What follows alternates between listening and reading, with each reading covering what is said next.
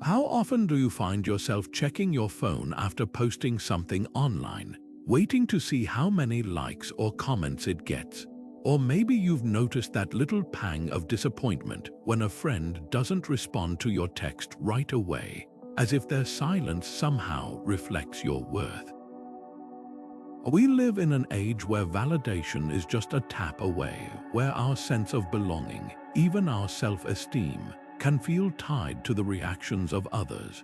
But what if this constant need for reassurance isn't just harmless habit? What if it's quietly eroding something far more valuable, our inner strength? 2,000 years ago, the Stoics warned about this very trap. Marcus Aurelius, one of history's wisest leaders, wrote in his private journal, "You have power over your mind, not outside events." Realize this and you will find strength. Think about that for a moment. In a world that constantly pushes us to seek approval, to measure ourselves by external metrics, the Stoics were already teaching a radical alternative. True confidence doesn't come from the applause of others. It comes from within, and yet here we are scrolling, comparing, hoping for that next dopamine hit of validation, often without even realizing the cost. This video isn't about shaming social media or dismissing the human need for connection. It's about uncovering the hidden price we pay when we outsource our self-worth to others. Stoicism offers a way out, a philosophy that doesn't just help us endure life's uncertainties, but teaches us to thrive in them.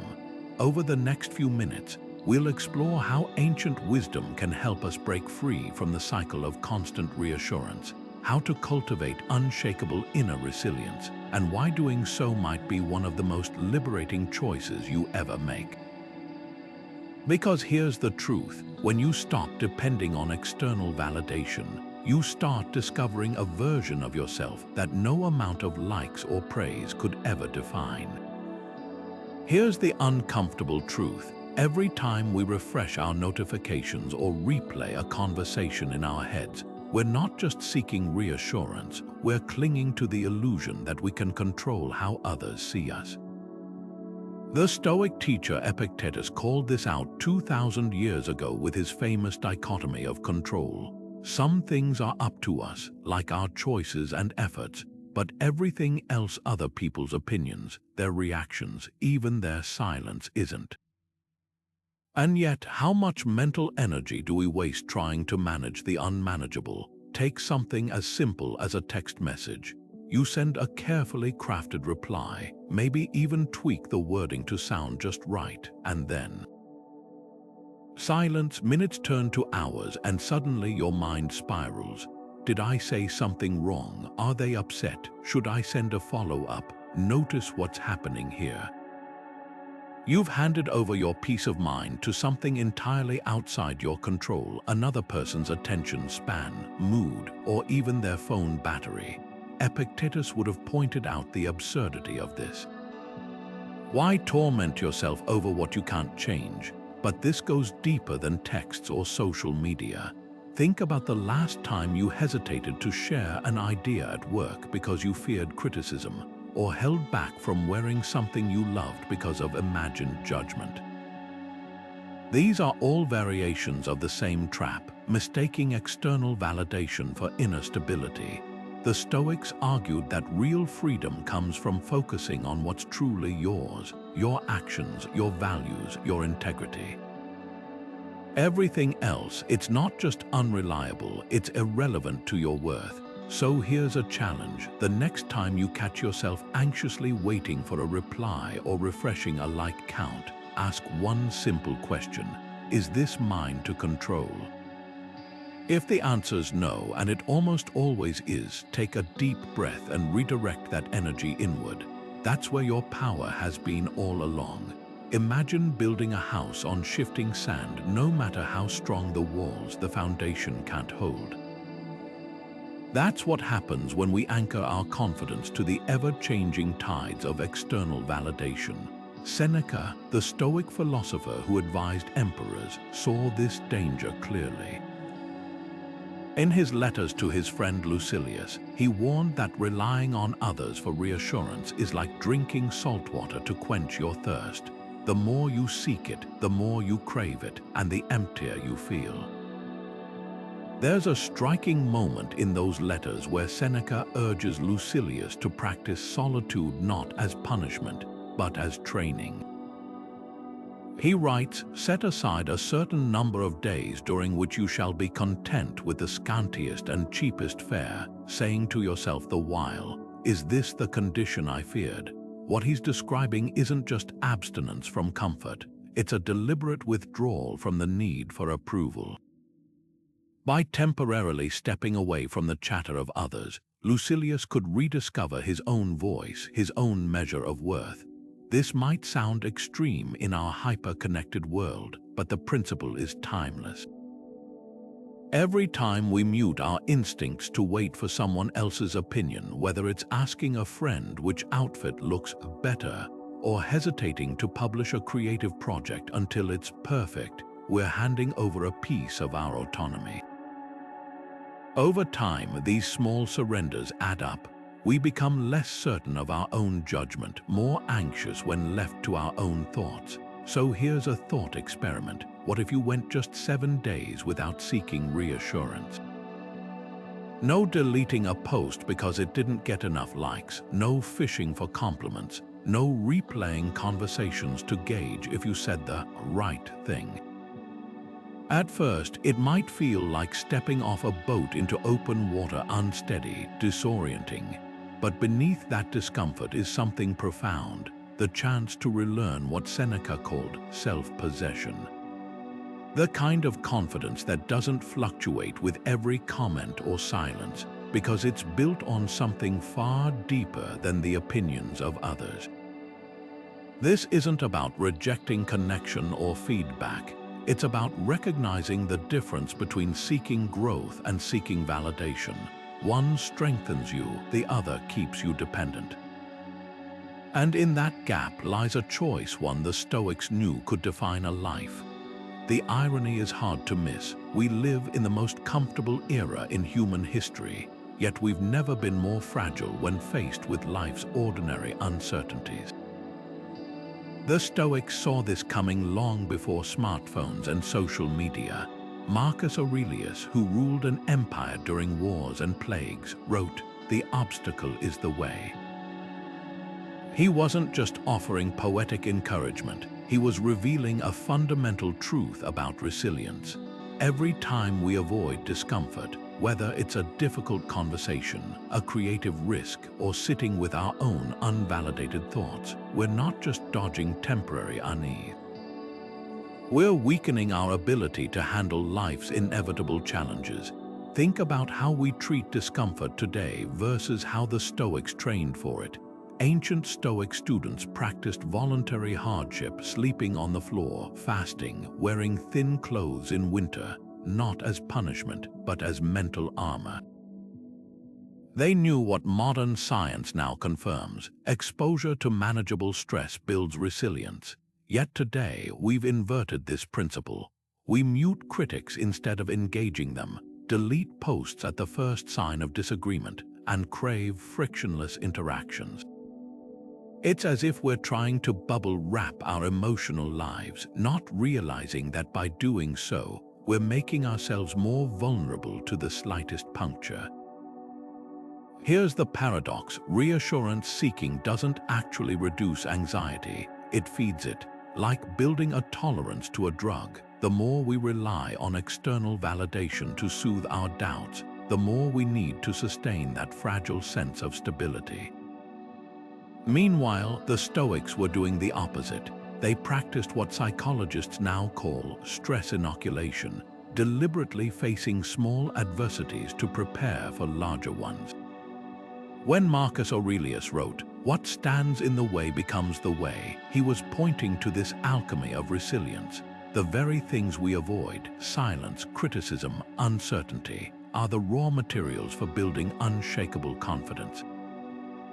So let's bring this into your daily life. That meeting where you hesitate to speak up, that creative project you're afraid to share, those are your training grounds.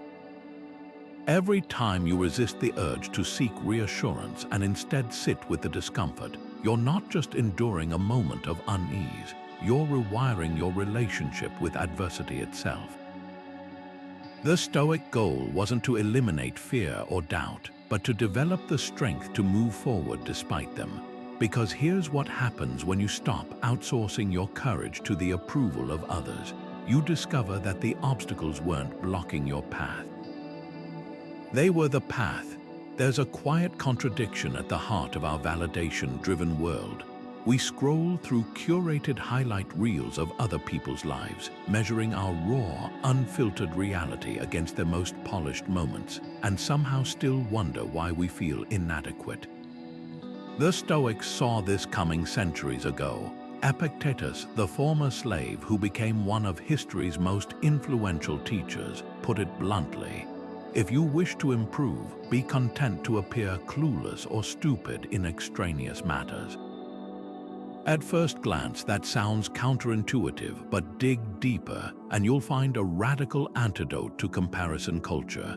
He wasn't advocating for ignorance. He was exposing the futility of tying your self-worth to external benchmarks. Think about how social media twists this wisdom. You post a photo, then instinctively check how it performs relative to someone else's. A friend gets more likes on their vacation pictures, and suddenly your own memories feel less significant.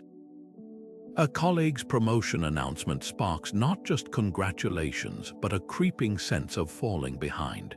This isn't just harmless browsing, it's turning life into a never-ending competition where the rules keep changing and no one ever really wins. Epictetus would have asked, why race toward a finish line you didn't choose? The Stoics proposed a different metric entirely: self-mastery. Imagine two runners. One is fixated on the person ahead, straining to match their pace, growing more frustrated with every step. The other keeps their eyes on their own path, focused on breathing, form, and beating their personal best. Who's truly progressing? That's the Stoic distinction between rivalry and growth. Your only meaningful competitor is the person you were yesterday. This shifts everything. When you catch yourself envying someone's career milestone, pause and ask, does their success diminish yours, or is this just a distraction from your own path?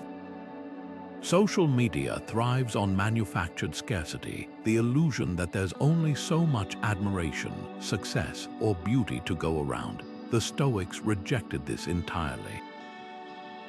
Their philosophy was rooted in abundance. There's no limit to integrity, courage, or self-improvement. You can't run out of room to become a better version of yourself. So here's the challenge. Next time you feel that familiar tug of comparison, whether it's someone's job title, relationship, or even their seemingly perfect morning routine, replace it with a Stoic question. What's one thing I can do today that my past self wouldn't have dared? That slight shift in focus doesn't just neutralize envy, it transforms it into fuel, because the only person worth measuring yourself against is the one staring back in the mirror. And that's a competition where every small victory belongs entirely to you. Consider this: the average person spends nearly 2.5 hours a day on social media. That's roughly 17 hours a week, almost a full waking day devoted to scrolling, liking, and waiting for reactions. Now ask yourself, how much of that time is spent actively engaging with ideas or people you care about, versus passively seeking validation? Seneca saw this trap coming 2 millennia ago when he wrote on the shortness of life, warning that most people don't live, they merely get ready to live. Every minute spent refreshing a notification feed or rehearsing conversations in your head is time borrowed from something more meaningful. There's a stark difference between purposeful action and the illusion of progress. Think of it like this: you could spend an hour crafting the perfect caption for a post, hoping for approval, or you could spend that same hour learning a skill, writing a letter to a loved one, or even sitting quietly with your thoughts. The first feels productive. You're doing something, but it's actually a form of procrastination. You're trading real growth for the temporary relief of external validation. Seneca called this being busy with the superfluous, mistaking motion for momentum. Here's where it gets personal. Try a simple experiment this week. Track every moment you spend seeking reassurance. Not just social media scrolling, but the mental loops rewriting emails to sound just right, replaying interactions to gauge if you pleased someone, hesitating before sharing an opinion until you've checked the room. You might be shocked by the tally. Time is the one resource you can't renew, and yet we hemorrhage it daily on activities that leave us emptier than before.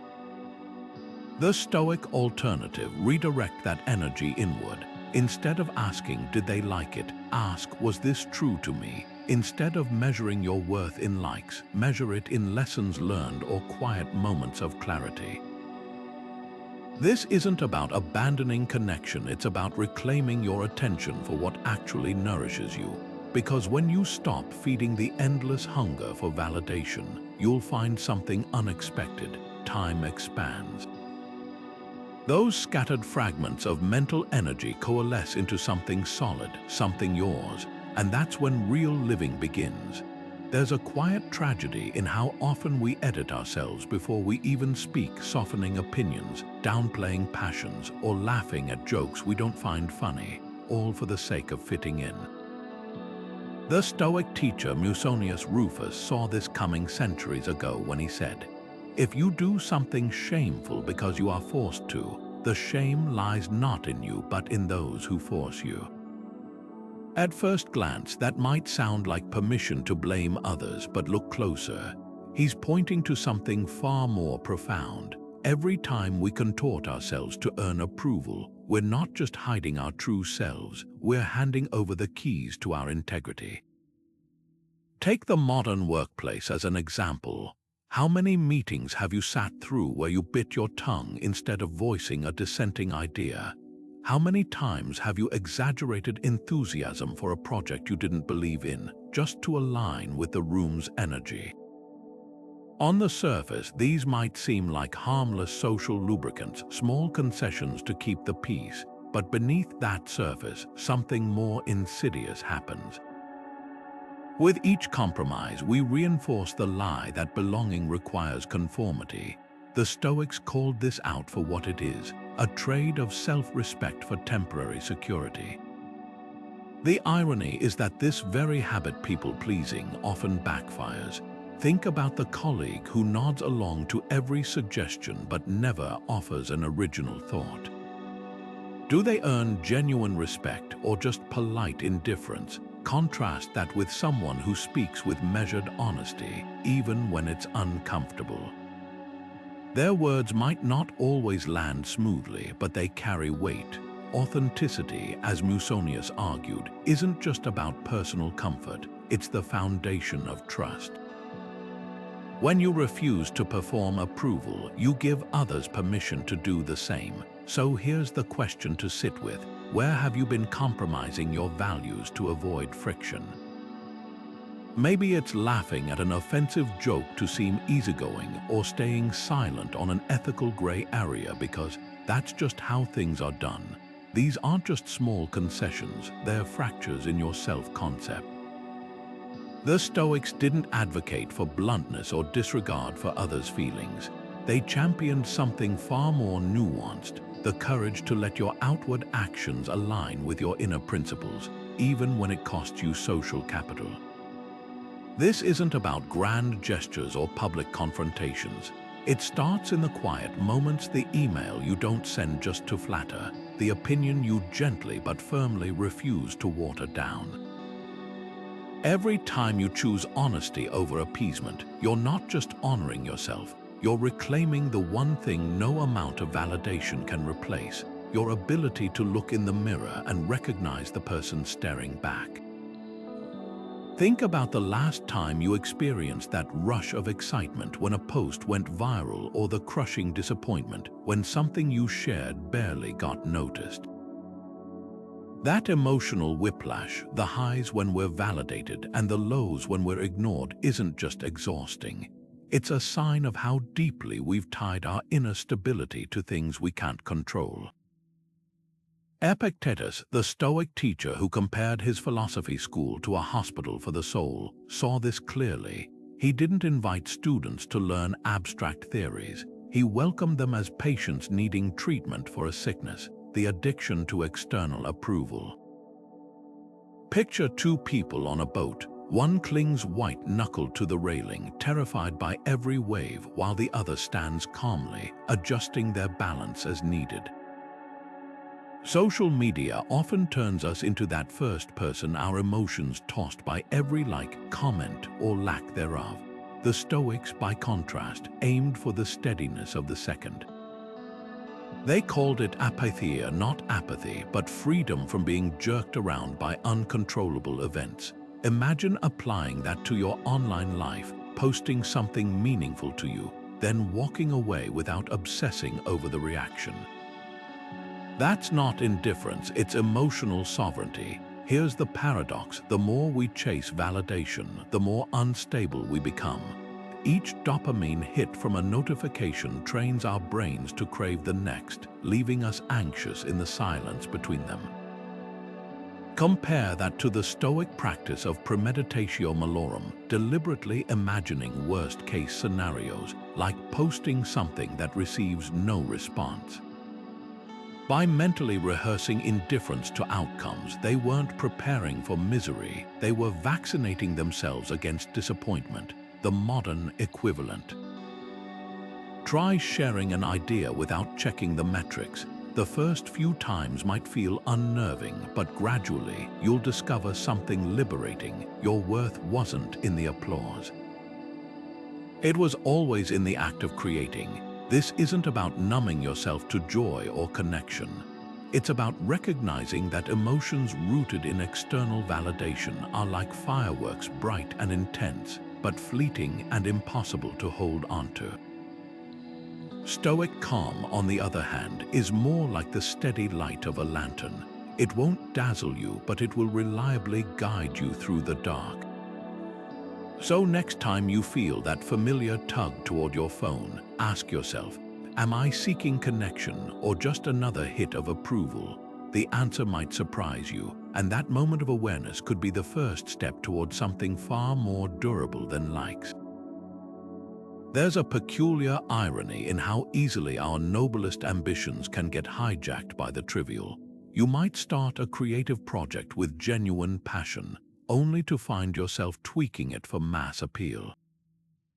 Or pour hours into a side hustle, not because it aligns with your purpose, but because it looks impressive on social media. Marcus Aurelius, the philosopher emperor who governed Rome during wars and plagues, saw this distraction for what it was, a theft of focus from what truly matters. In his meditations, he wrote, "Ask yourself at every moment, is this necessary?" That simple question cuts through the noise of modern ambition. How much of what we pursue is driven by authentic purpose, and how much is just performance for an invisible audience? Consider the difference between two artists. One chases viral trends, tailoring each piece to algorithm-friendly formats, riding the high of fleeting engagement. The other works in relative obscurity, refining their craft, willing to endure years of quiet mastery for art that outlasts them. Both might call themselves creators, but their compasses point in opposite directions. The Stoics would have called this a choice between prokopton, someone making genuine progress, and periagos, a person distracted by superficial pursuits. This isn't about dismissing popularity or success. It's about recognizing when the pursuit of validation becomes the unspoken mission, quietly replacing your original intent. Think of the entrepreneur who pivots from a meaningful but niche product to something generic with broader appeal, or the writer who abandons a deeply personal manuscript to chase clickbaity listicles. These aren't just strategic shifts, they're subtle surrenders. Every time we let external metrics dictate our direction, we're not just compromising, we're conceding that the opinion of strangers matters more than our own conviction. Marcus Aurelius faced this tension daily. As emperor, he could have spent his reign courting favor, staging spectacles to win public adoration. Instead, he rose before dawn to study philosophy, wrote private journals reminding himself of his duty, and made unpopular decisions for the empire's long-term good. His legacy wasn't built on trends or approval ratings, but on a steadfast commitment to what he believed was right. So here's a challenge. Take one goal you're working toward and strip away every layer of external expectation. If no one would ever applaud it, if it wouldn't earn a single like or compliment, would you still pursue it? The answer isn't just revealing, it's liberating. Because when you stop molding your life to fit the ever-changing whims of validation, you reclaim something priceless, the freedom to build something that actually matters to you. Not what trends suggest should matter, not what your peers deem impressive, but what resonates at the core of who you are. That's how legacies, both quiet and monumental, are made. Picture this: two students receive their exam results. One beams at the top grade, relieved by the external confirmation of their intelligence. The other, with a lower score, pores over their mistakes, fascinated by the gaps in their understanding. At first glance, the first student seems the clear winner, but the Stoics would argue it's the second who's truly ahead. Why? Because they've shifted the locus of evaluation inward. Seneca captured this perfectly in his letters. What does it matter how much you have if you crave more? The true measure of wealth is wanting less. Translate that to modern life. What does it matter how much praise you collect if you're still dependent on it? We live in a world obsessed with external metrics, grades, promotions, follower counts, as if these numbers could somehow quantify our worth. But here's the flaw in that logic. When you let others define your success, you surrender the power to ever feel truly accomplished. Think of it like outsourcing your self-esteem to a committee that never meets. Their standards shift daily, their attention is fleeting, and their judgments are often projections of their own insecurities. Seneca saw this clearly when he wrote, "The crowd is a bad judge of what's good for you because they don't know your soul." Take social media as an example. You might craft a post that resonates deeply with you, only to watch it languish with minimal engagement. The algorithm's indifference doesn't make the idea less valuable. It just reveals how arbitrary external validation can be. Conversely, something trivial or sensational might go viral, but does that suddenly make it meaningful? The Stoics would have called this the misplaced locus of evaluation, the mistake of letting outside reactions drown out your inner compass. This isn't about rejecting feedback or growth. It's about recognizing the difference between learning and performing. When you study purely for a grade, you're incentivized to cram and forget. But when you study to understand, the knowledge sticks and the grade becomes incidental. The same applies to life. Chasing praise is like cramming for someone else's test. Self-mastery is the lifelong curriculum where you're both student and teacher. So here's the challenge. Next time you're tempted to measure yourself by applause or silence, pause. Ask Seneca's question, who knows my soul better, me or the crowd? The answer might just free you from a game you were never meant to play. We've turned silence into something to escape, filling every spare moment with podcasts, playlists, and endless scrolling, as if the absence of noise were dangerous. But the Stoics didn't just tolerate silence, they sought it out as fertile ground for self-discovery. Marcus Aurelius, who governed an empire in constant chaos, wrote these revealing words in his private journal. Nowhere can a person find a more peaceful and less busy retreat than in their own mind.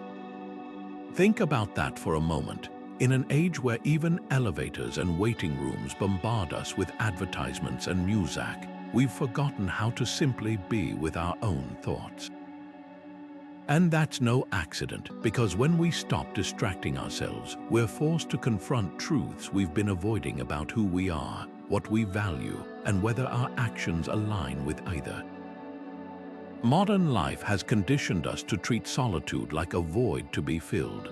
The average person checks their phone over 90 times a day, often not even for a specific reason, just to escape the discomfort of being alone with their mind. Compare that to the Stoic practice of melite or disciplined meditation.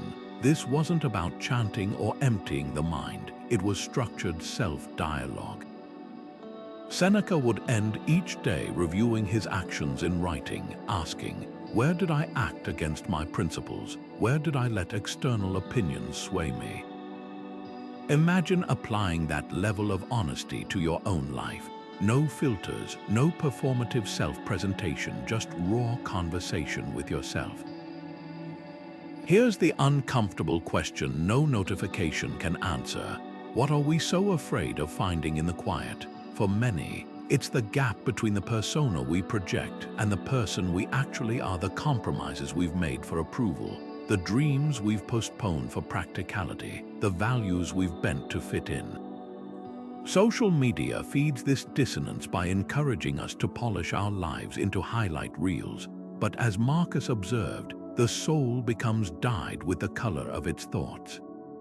Spend enough time performing a version of yourself, and you might forget who's underneath. This is where journaling becomes revolutionary. Unlike posting online, where the goal is engagement, writing for yourself demands brutal honesty.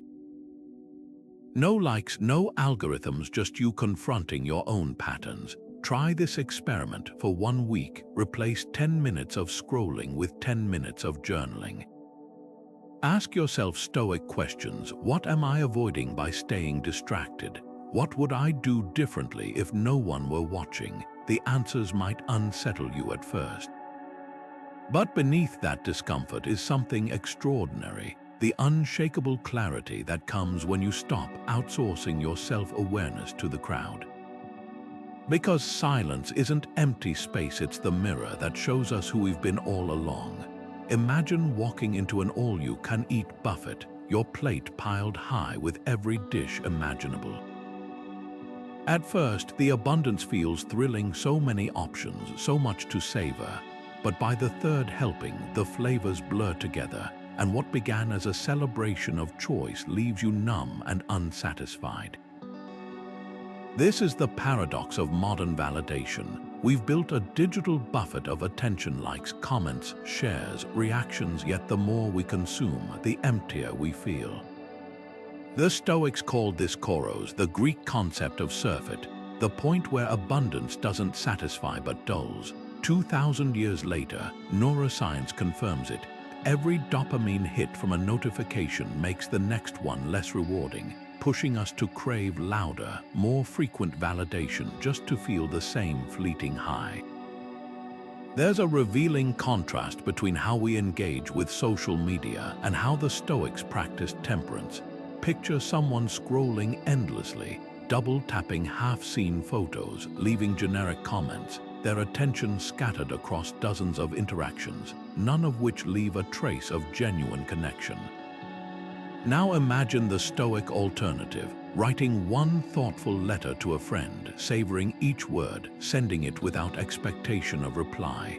The first is like gulping down fast food, the second, a mindful meal where every bite is tasted. Seneca captured this when he wrote, "It's not that we have too little time, but that we waste much of it. Substitute time with attention, and the warning becomes eerily modern." Here's the uncomfortable question. When was the last time a flood of likes or comments left you truly fulfilled? Not just momentarily pleased, but deeply nourished. We mistake quantity for quality, assuming more reactions must mean more meaning. But think back to a handwritten note from someone you admire, or a conversation where you felt utterly heard. That's the difference between feasting on junk food and sitting down to a meal prepared with care. The Stoics weren't against connection. They were against the illusion that more superficial interactions could replace fewer, deeper ones. This isn't just about social media. It's about how we've learned to relate to our own worth.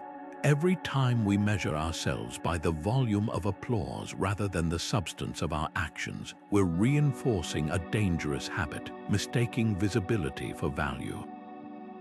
Marcus Aurelius warned against this when he wrote, "The applause of the many is worth as much as the clattering of pots in the kitchen. Noise, no matter how loud, doesn't equate to nourishment." So here's an experiment. For 1 week, treat attention like a gourmet dish, not an all-you-can-eat buffet. Comment only when you have something meaningful to say. Post not for the reaction, but because the act of sharing itself aligns with your values. Notice what happens when you shift from craving volume to savoring depth.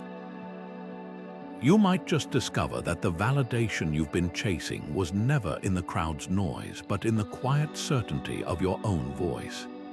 History has a way of repeating its darkest lessons, especially when it comes to human vulnerability.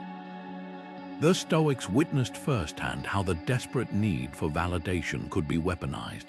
Seneca, who served as tutor to the infamous Emperor Nero, saw this corruption up close.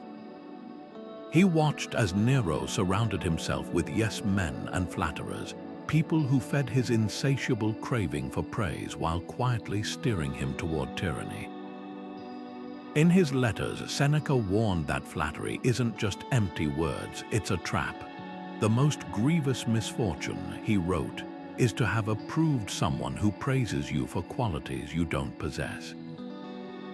Fast forward 2,000 years, and the same dynamic plays out on our screens daily. Influencers peddling miracle products, politicians crafting sound bites for viral appeal, even friends who tell us only what we want to hear, all capitalizing on one universal weakness, our hunger to feel seen and approved. The mechanisms have changed, but the human psychology remains identical. When we outsource our self-worth to others, we don't just give them the power to lift us up, we hand them the keys to manipulate us. Consider the modern attention economy. Every algorithm, every targeted ad, every limited time offer is designed to exploit our deepest insecurities. The fitness guru selling quick fixes preys on body image doubts. The financial guru promising overnight wealth taps into career anxieties. Even benign-seeming compliments can be transactional. Think of the coworker who showers you with praise just before asking for a favor. The Stoics called this kolokeia, the art of using flattery as social currency. And in a world where likes and follows have literal monetary value, the stakes are higher than ever. Here's the uncomfortable question we avoid asking. Who profits from your need for reassurance? Scroll through any social platform, and you'll find armies of brands and creators, some well-intentioned, many not, whose entire business model depends on keeping you uncertain, searching, hungry for their next piece of validation or advice. Nero's courtiers gained power and wealth by feeding his ego. Today's digital manipulators harvest attention and data by feeding our insecurities. The outcome is eerily similar. The more we crave external approval, the more control we surrender. This isn't about cynicism or paranoia. It's about recognizing a pattern the Stoics identified centuries ago. Validation seeking doesn't just weaken your resolve, it paints a target on your back. Every time you think, do they like me, or am I good enough, you're broadcasting your vulnerabilities to anyone with an agenda. The solution isn't to distrust everyone, but to become immune to the bait.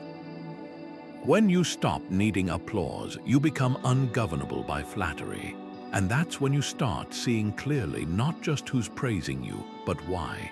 There's a heartbreaking scene that plays out at every concert, sunset, or milestone moment. Rows of phones held aloft, screens glowing, people so preoccupied with capturing the moment that they barely experience it. This isn't just about distraction, it's a symptom of something deeper. every time we prioritize how we'll remember an event or how others will perceive it, we're sacrificing the raw, unfiltered reality of living it.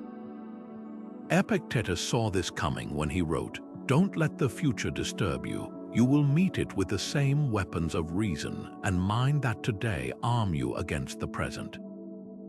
In other words, the only moment you ever truly possess is the one you're in, yet we trade it relentlessly for imagined futures or curated pasts. Think about the last time you felt compelled to document an experience rather than simply letting it unfold. Maybe you paused during a hike to frame the perfect photo instead of feeling the wind on your face, or rehearsed a witty caption in your head during a friend's wedding instead of surrendering to the joy around you. These small choices add up to a life half-lived, a constant state of being adjacent to your own existence. The Stoics called this prosauch, the practice of vigilant attention to the present. Not as a passive observer, but as an active participant in your own life. Here's the paradox: reassurance seeking often masquerades as connection. We tell ourselves we're preserving memories or sharing joy, but beneath that lies a quieter anxiety. Will this moment be enough if I can't prove it happened? It's as if experiences don't count unless they're validated by likes or comments. The concertgoer filming the entire show isn't just missing the music, they're outsourcing their own enjoyment to an audience that wasn't even there. Epictetus offered a radical alternative. We have 2 ears and 1 mouth, so we can listen twice as much as we speak. Apply that to modern life. We have 2 hands and 1 phone. How much more could we do and feel if we stopped filtering everything through the lens of performance? Presence isn't about rejecting technology. It's about reclaiming your right to inhabit your own life without apology. When you stop narrating your experiences for an invisible jury, you discover something startling. The moment was never lacking. You were just somewhere else. There's a peculiar liberation in doing something purely for the love of it. No audience, no metrics, no performative pressure. Musonius Rufus, the Stoic teacher who lived simply despite his noble birth, once said, "The person who is truly free is the one who can decline an invitation to dinner without making excuses." At first, that sounds like a lesson in boundaries, but dig deeper. He's pointing to something more radical, the joy of unobserved existence. Imagine painting without posting, writing without publishing, dancing without recording. No one's watching, no one's judging, just you and the raw, unfiltered act of creation. We've been conditioned to view obscurity as a problem to solve. Social media screams that if a tree falls in the forest and no one tweets it, did it even happen? But history's most enduring works often began in quiet corners. Emily Dickinson wrote nearly 2,000 poems seen by almost no one in her lifetime. Van Gogh sold just a handful of paintings. Their genius wasn't diminished by the lack of applause, it was protected by it. The Stoics understood this paradox. Anonymity isn't absence, it's the blank canvas where authenticity thrives. Think about the hobbies you've abandoned because they didn't go anywhere. The guitar gathering dust, the half-finished novel, the garden that didn't make for good Instagram content. Now ask yourself, what if the lack of an audience wasn't a failure but a gift? Viral fame is like fireworks, bright, loud, and over in seconds. Quiet mastery is more like planting an oak tree. It grows slowly, unseen, until one day its roots run so deep no storm can topple it. Here's the thought experiment that cuts to the core. If you knew no one would ever see or praise your work, what would you still choose to create? The answer reveals what you truly love, stripped of validation's glitter. Maybe it's baking bread just to smell the yeast, or studying birds simply to learn their names. These aren't small things, they're sacred. Because when you stop performing for invisible crowds, you start hearing something rare, your own voice, clear and unedited. And that's where the real magic begins.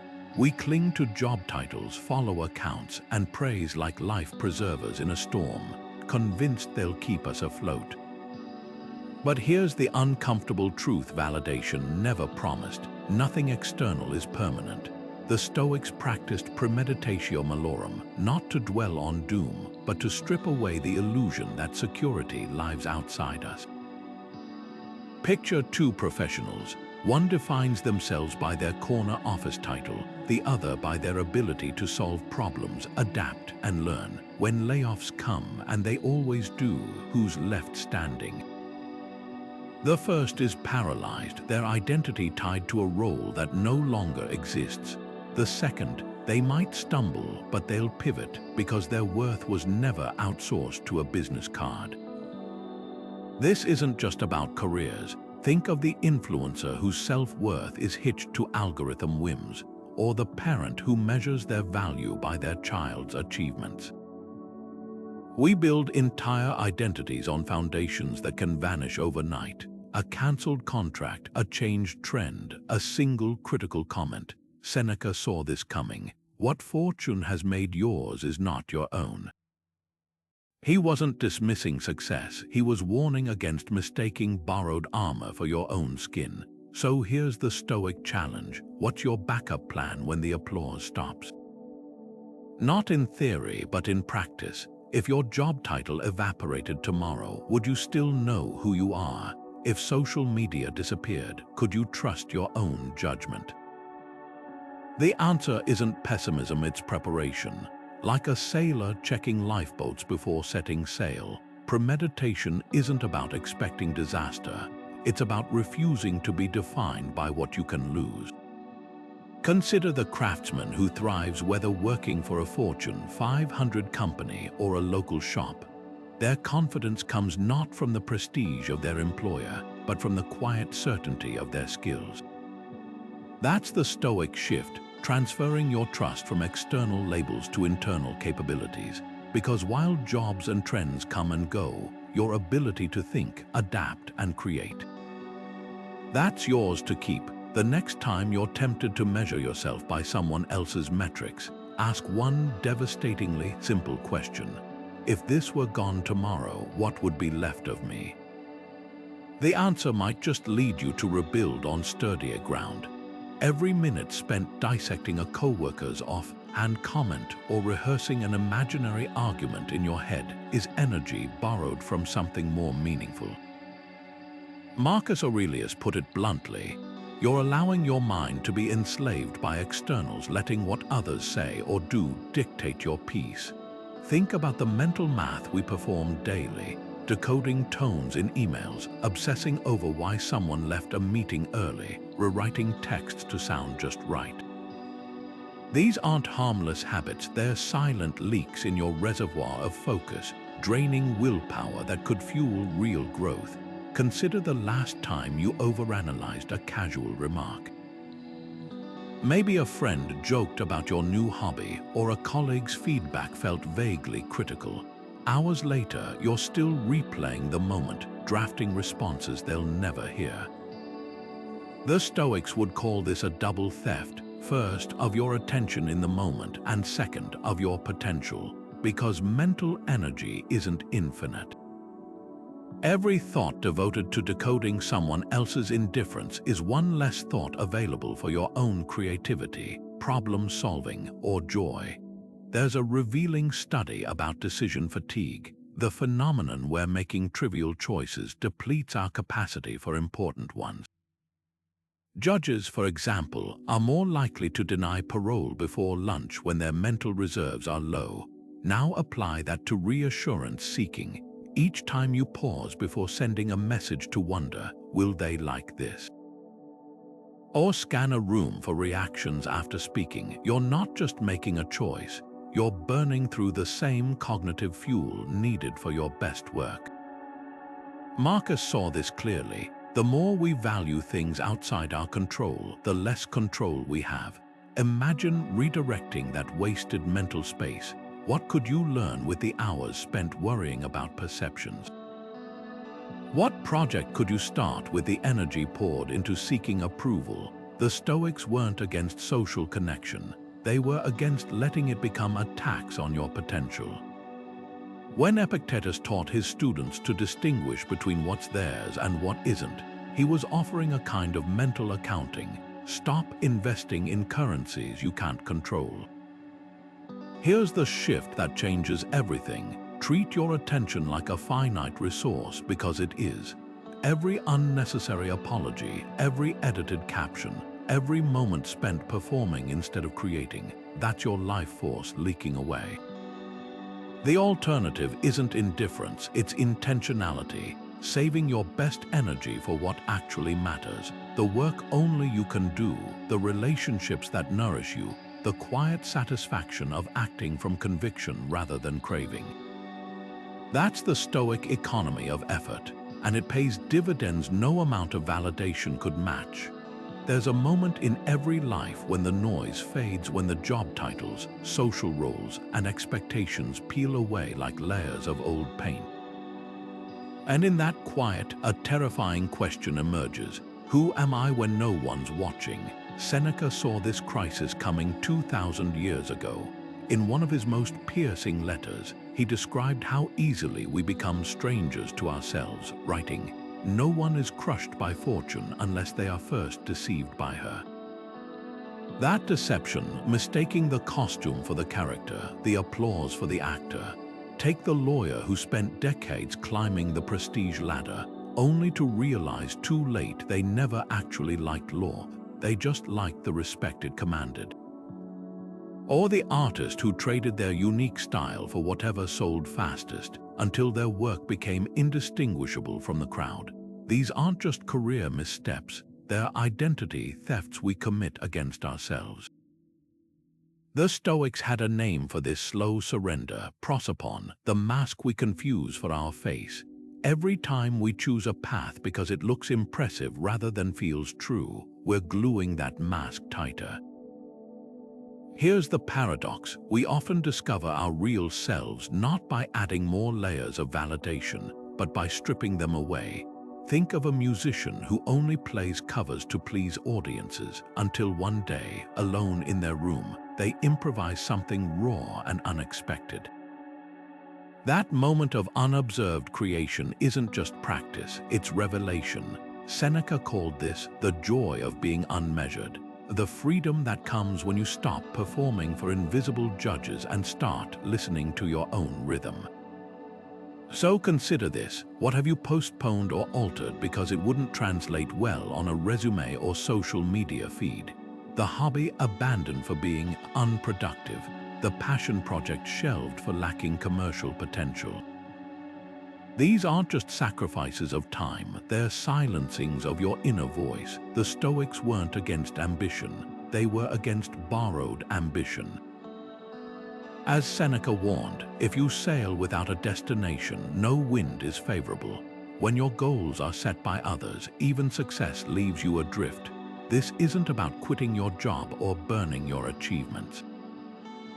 It's about regularly checking the compass beneath the noise. Try a Stoic exercise. Write down every role you play: parent, employee, friend, then ask, which of these would I still choose if no one praised me for it?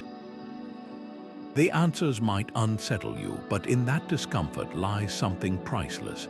The first real conversation you've had with yourself in years, because the person behind all those labels, they've been waiting a long time to speak. Success in our world often comes with a spotlight, promotions announced on LinkedIn, milestone posts celebrating follower counts, glossy magazine spreads featuring 30 under 30 lists. But 2,000 years ago, a Roman senator named Cato the Younger walked through the forum wearing an old tunic, deliberately ignoring the whispers about his unfashionable clothes. When challenged, he simply said, "Let them see I'm not enslaved to their opinions." That single act contained a radical question. What if success isn't about accumulation or applause, but about the quiet consistency of living by your principles? Picture two paths side by side. One is the well-trodden route of external validation, chasing promotions that look impressive but drain your spirit. crafting social media personas that garner likes but require constant maintenance, measuring your worth by metrics that fluctuate with algorithms and trends. The other path is narrower, less flashy, but steadier, making choices based on what aligns with your deepest values, even when no one's watching. The Stoics called this arete excellence of character. Not the kind that earns trophies or headlines, but the kind that lets you sleep soundly, knowing your actions matched your ideals. Take Instagram fame versus integrity. An influencer might painstakingly curate a perfect life, editing out struggles, buying followers, or promoting products they don't believe in, all to maintain an illusion of success. Contrast that with someone who shares authentically, turns down lucrative deals that conflict with their ethics, and values genuine connection over vanity metrics. On paper, the first person wins more brand deals, more visibility, but in the Stoic ledger, the second has something far more valuable, self-respect that isn't contingent on applause. As Marcus Aurelius wrote, "Waste no more time arguing what a good person should be one." So here's a question to sit with. What's a win that's invisible to others but precious to you? Maybe it's resisting gossip when no one would have known you joined in, choosing honesty in a negotiation when cheating would have been easy, or simply keeping your temper during a frustrating day. Small victories no one awards medals for, but that fortify your character. Cato knew this truth. Real success isn't measured in the volume of cheers, but in the silence of your own conscience. When you stop performing for an audience and start living by an inner compass, you're not just achieving differently, you're redefining what achievement means. The next time you're tempted to chase external validation, pause. Ask yourself the Stoic litmus test. If no one ever praised this, would I still choose it? The answer might just lead you to a version of success that no algorithm can disrupt or diminish. Because true achievement isn't about climbing higher where others can see you. It's about planting your feet firmly on ground that won't shift beneath you, no matter which way the crowd turns. Imagine sharing a piece of art you created raw, unpolished, with visible brushstrokes and imperfections before it's ready for public consumption. Your stomach knots at the thought, doesn't it? That resistance you feel isn't just fear. It's the friction between who you are and who you think you should be. Seneca saw this tension as fertile ground. In his essay Providence, he argued that difficulty isn't an obstacle to growth. It's the very condition that makes growth possible. Fire tests gold, he wrote. Adversity tests the strong. What if we applied that to our creative lives? What if the discomfort of being seen before we feel perfect isn't a threat, but the forge where real confidence is shaped?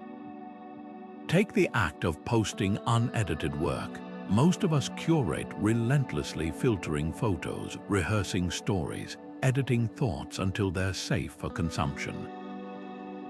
But there's a hidden cost to this polishing. We train ourselves to believe only finished products deserve to exist. The messy drafts, the awkward first attempts, the half-formed ideas, these are the raw materials of mastery, yet we treat them like failures. Seneca would have called this a missed opportunity. He believed true resilience comes from willingly stepping into the arena of judgment, not to seek approval, but to inoculate ourselves against the fear of it. Here's the paradox: the more we avoid uncertainty, the more power we give it. Think of a musician who only plays behind closed doors, terrified of mistakes. Their technique might improve, but their artistry stagnates because art isn't just about precision, it's about connection. The Stoics understood this intimately. Their practice of premeditatio malorum, imagining worst-case scenarios, wasn't pessimism, it was emotional vaccination. By mentally rehearsing criticism or indifference, they stripped those outcomes of their sting.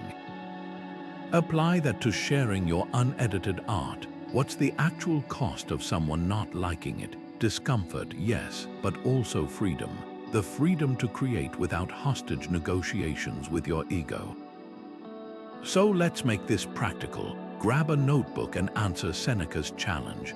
What's one thing you'd do if you weren't afraid of being judged? Not a grand, life-altering act, though it could be, but something small and immediate. Maybe it's singing off-key in the car with windows down, or publishing that blog post you've rewritten 12 times. Then, here's the crucial part. Do it before you feel ready. Not recklessly, but deliberately. Notice how the world doesn't end. Notice how the judgment you feared loses its grip when you stop treating it as a verdict and start seeing it as weather, passing, impersonal, irrelevant to your core. This isn't about abandoning craftsmanship or standards. It's about recognizing that the path to mastery isn't a straight line from private practice to public perfection. It's a spiral where every imperfect attempt teaches you something no amount of polishing in the dark ever could.